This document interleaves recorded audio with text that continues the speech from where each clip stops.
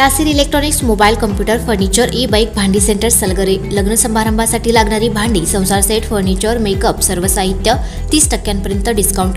तसेच जुने आणून द्या नवीन घेऊन जा। तसेच आमच्या सेवेत आता सलगरेत ई बाईकचे अधिकृत भव्य शोरूम इलिगो कंपनीची ई बाईक तेही फक्त 40,000 रुपयांपासून पुढे। 60 ते 70 किलोमीटरच्या मायलेजची 1 वर्षाची वॉरंटी 4 ते 5,000 रुपयांचा भरघोस डिस्काउंट। आमच्याकडे उधारी सुरू आहे। तसेच बजाज फायनान्सची सोय उपलब्ध। कोणताही जुना फ्रीज टीव्ही सोफा कपाटावर एक्सचेंज ऑफर। आमचा पत्ता Nasir electronics and mobile shop ई कॉम्प्युटर ई बाईक भांडी सेंटर पोस्ट ऑफिस समोर सलगरे। प्रत्येक बातमीतील घटनेच्या वास्तविकतेची तुलना थेट पाहत रहा चांगली अपडेट। पलूस येथे दुकानदारावर हल्ला करून जबरी चोरीचा प्रयत्न, 2 आरोपी जेरबंद।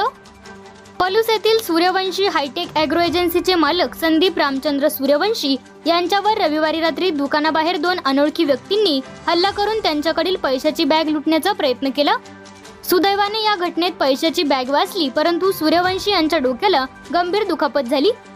या प्रकरणी पोलिसांनी एका आरोपीला अटक केली आहे, तर दुसरा आरोपी पळून जाण्यात यशस्वी झाला। त्यानंतर पलूस पोलिसांनी तात्काळ शोध मोहीम राबवत दुसऱ्या आरोपीच्याही मुसक्या आवळण्यात यश मिळवले आहे। ही घटना 3 ऑगस्ट 2025 रोजी रात्री सुमारे 8 वाजता पलूस येथील लाईफ केअर हॉस्पिटल जवळील सूर्यवंशी हायटेक ॲग्रो एजन्सीच्या दुकानासमोर घडली। याबाबत घटनास्थळावरून मिळालेली अधिक माहिती अशी की पलूस तासगाव मार्गावरील लाईफ केअर हॉस्पिटल जवळ असलेल्या सूर्यवंशी हायटेक ॲग्रो एजन्सीचे मालक संदीप सूर्यवंशी हे रात्री 8च्या दरम्यान त्यांचे दुकान बंद करून बाहेर आले असता एका मोटरसायकलवरून आलेल्या 2 व्यक्तींपैकी एकाने लघुशंकेच्या बहाण्याने अंधाराचा फायदा घेऊन सूर्यवंशी यांच्याकडील पैशाची बॅग हिसकावून घेण्याचा प्रयत्न केला। सूर्यवंशी यांनी प्रतिकार केल्याने आरोपीने त्यांच्या डोक्यात मारहाण करून त्यांना जखमी केले। या गोंधळाच्या वेळी शेजारील चहाच्या दुकानातून सचिन शंकरमाळी हे धावत आले आणि त्यांनी सूर्यवंशी यांच्यासोबत झटापट करणाऱ्या आरोपीला पकडले।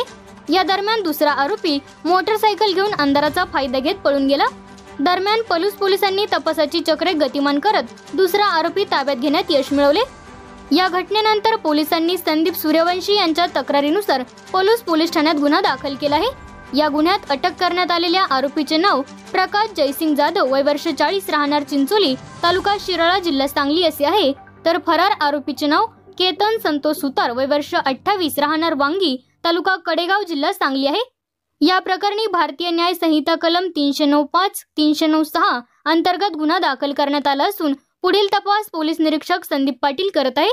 या घटनेमुळे परिसरात खळबळ उडाली असून रात्रीच्या वेळी दुकाने बंद करून घरी जाणाऱ्या व्यापाऱ्यांमध्ये भीतीचे वातावरण आहे। पोलीस निरीक्षक संदीप पाटील यांच्या मार्गदर्शनाखाली पलूस पोलिसांकडून पुढील तपास सुरू आहे। घटना घडताच जमलेल्या लोकांनी सूर्यवंशी हायटेक ॲग्रो एजन्सीचे मालक संदीप सूर्यवंशी यांना जवळच्या लाईफ केअर हॉस्पिटलमध्ये दाखल केले।